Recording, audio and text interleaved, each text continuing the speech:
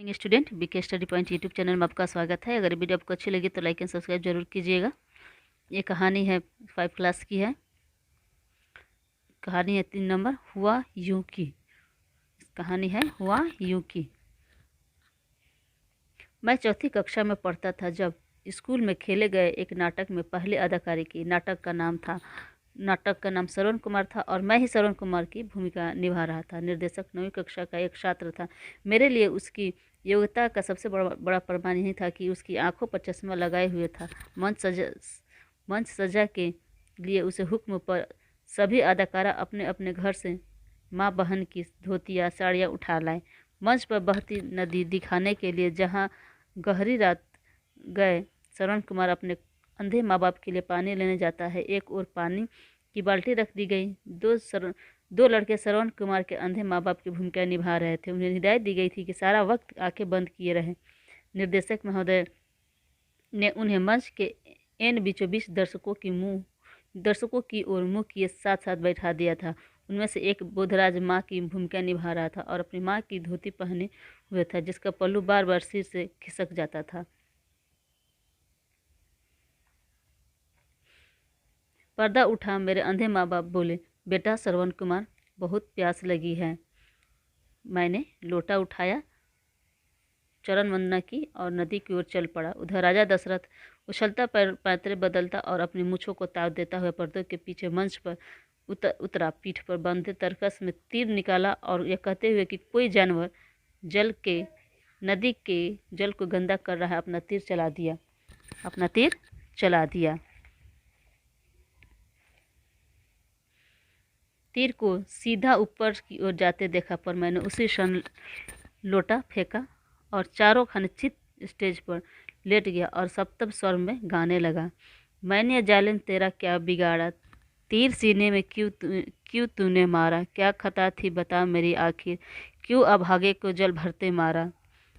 मेरी आवाज़ सप्तम में चल रही थी, जिस कारण हॉल में सन्नाटा छा गया। मैं बराबर गाया जा रहा था, पर गीत इतना लंबा था कि खत्म ही नहीं हो पा रहा था।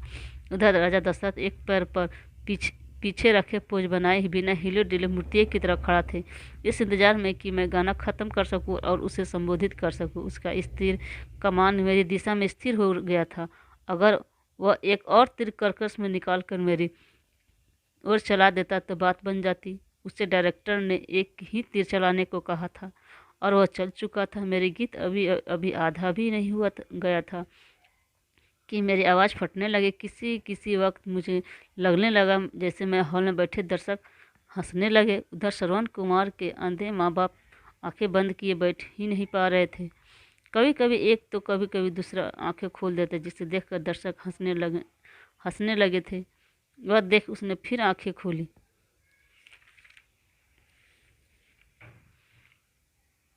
सहसा हॉल में ठहाका हुआ। बोधराज के सिर पर से जो अंधी माँ की भूमिका में था, धोती का पल्लू खिसक आया था और नीचे से उसका घुटा हुआ सिर निकल आया था। फिर किसी ने ऊंची आवाज़ में कहा, वह फिर से देख रहा है उसे। फिर से आंखें खोल दी। मतलब जो अंधे माँ की भूमिका निभा रहा था, उसकी साड़ी मतलब पल्लू जो होता है वो हमेशा खिसक जा रहा था, जिससे दर्शक उसे देख के हंसने लगते थे। हॉल में बार बार ठहाके उड़ने लगे, फिर बार बार तालियां बजने लगी।